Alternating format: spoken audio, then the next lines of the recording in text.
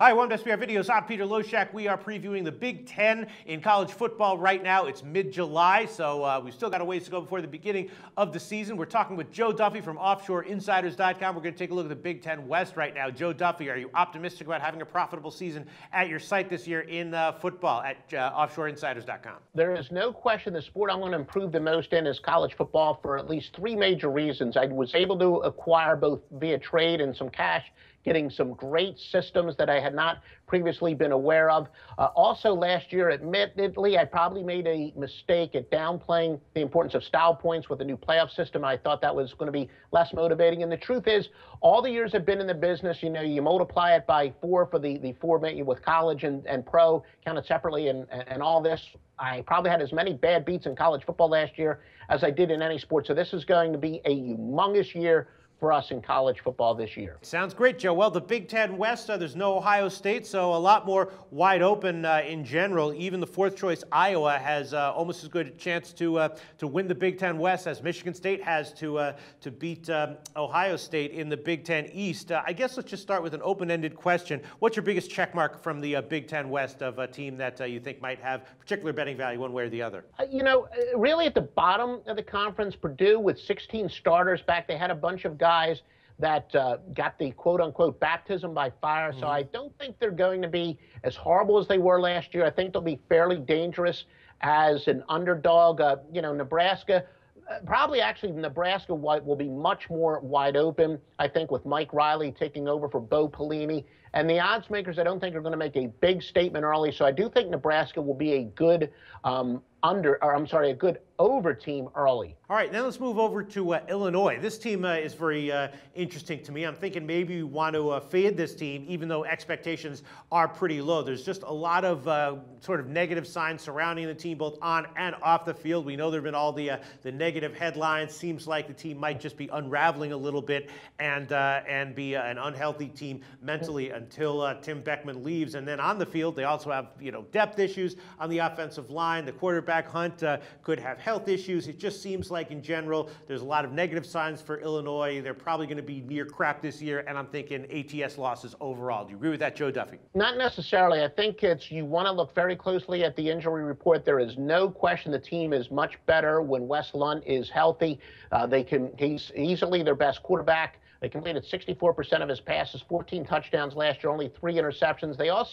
Their top wide receiver, Mike Dudek, he is going to miss probably the first half of the year, but I think if he comes back healthy, if he and Lunt are both healthy, late in the year, especially if Illinois starts out very slowly and they struggle, if they get healthy mid-season, which is a possibility where, their two best weapons, there are some questions about their injuries, and we know that one of their bst weapons will miss the first few games. I think Illinois late in the season is going to be pretty dangerous. So early in the year, I don't know about any trends, but I have a big check mark next to Illinois being a potential very good late season spread team. Really? Okay. I think kind of the opposite. I feel like because of all the turmoil off the field that and that they're not overwhelming in talent anyway, that this team might fall apart this year, and particularly in the second half of the season. Well, teams do rally around adversity, but I will say this. You are correct that if a team struggles on the field and then they have adversity on top of that, then the wheels can fall off. But it is amazing at this level how resilient teams are. Once they get on the field, that's really their escape from it. So I don't know if I'm quite as worried about the off-the-field stuff as you are. Okay, well, we'll look at this game by game when the season comes around. Now let's look at the two of the mid-range teams, Iowa and Northwestern. Kind of underwhelming, not terrible, but, Iowa has just been very mediocre over the last 3 years and looking like more of the same from them. They have some positives, but some weaknesses as well. And Northwestern, again, some nice positives, 15 returning starters. What's your take on either Iowa or Northwestern? Iowa, I think they will definitely be an over team. That with C.J. Beathard, they're going to throw down the field a lot more. Tavion Smith is a very good target, but they don't have a lot of depth after him. If Smith gets hurt, then all of a sudden, all bets are off, literally, as they say. But he does. He's got a downfield guy, and then Jake Doozy is proven at tight end. So he does have a few options there because their defense has a lot of holes. I believe Iowa will be a big over team early. And as far as Northwestern, you're right, they could be a surprise. Justin Jackson was fourth among the quote-unquote BCS schools, or the Power Five, as they like to call them now, is from freshman running backs in total yards. But keep in mind, they had Christian Jones, their top receiver from 2012-2013. He was injured. He missed last year.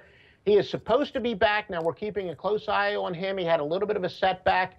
But if Jones is healthy, Northwestern, I do think, will be a very surprise team. But and also keep in mind, Northwestern last year, they had a ton of injuries on defense. The upside is they had a bunch of young players that wound up getting experience. I'll use that. It seems that just about every video I find one team I can use this term again, baptism by fire. But because they had some guys thrown into some tough situations last year, I think they will be improved on defense. But Northwestern, with every team, of course, health is always the key. But with Northwestern, they do have Christian Jones. Is he back and completely healthy? If he is, this team's going to be pretty good, and I would look for them to be a very good spread team. Okay, now let's just wrap up the Big Ten West, talking about Minnesota and Wisconsin. Let's start with Minnesota. Minnesota, Jerry Kill seems to have this team kind of, outperforming expectations in general. He gets a lot out of them, and this year the defense is looking like it's going to be very strong. Special teams are usually good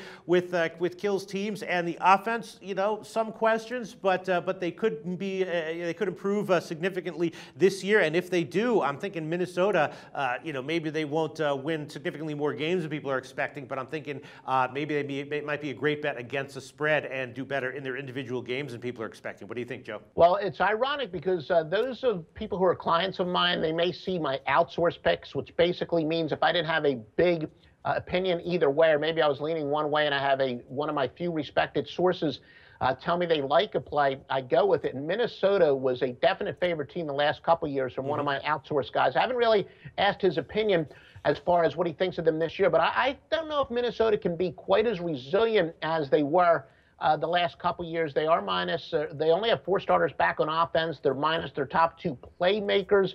I do think they're going to be a very low-scoring team. They have a lot of good players, a lot of talent back in the secondary. Will they be as resilient as they were the previous 2 years? I'm not so sure about that. I do think they will be very low-scoring, but I think I'm also going to solicit the opinion of one of my outsourced guys who's been all over this team the past 2 years, and he's been dead on about them. But I don't think they're going to be quite as resilient as they were the previous 2 years. All right. I'm kind of high on them, though, at least ATS-wise. They might not win games, but I think they're going to play the top teams a lot tougher than expected. Might get some covers there. And then Wisconsin, the favorite in the Big Ten West. Quality team. There's a reason they're a favorite. The quarterback isn't as impressive as you might like to see with a team that's favored to win the Big Ten West. What's your take on Wisconsin? Wisconsin is a team that's always been known for their offensive line. They got to replace 3 starters. And the replacements have little experience. Look, Melvin Gordon was a stud. He was one of the Heisman finalists, one of the best skill position players in the country. He's going. You're right, John Stave is very erratic at quarterback. However, he's really the key. If he can develop some more consistency, maybe they will turn out to be an over team. But at this point, I think Wisconsin is overvalued. I look for them to be a bad spread team. Alex Erickson's really their only proven guy at wide receiver, although they do have some potential talent there. And, their defense was 4th nationally. They do return a lot, but I think they're going to spend a lot more time on the field, the defense is, and because of that, I don't think their defense is going to be nearly as good statistically as they were last year, even though talent-wise they might be they're actually probably be better. I think Wisconsin is overvalued. Awesome insights, Joe Duffy, as always. Joe Duffy, been doing this professionally for almost 30 years. Who else could you want to give previews of college football conferences? Joe Duffy's website is offshoreinsiders.com. Joe Duffy, thanks so much once again.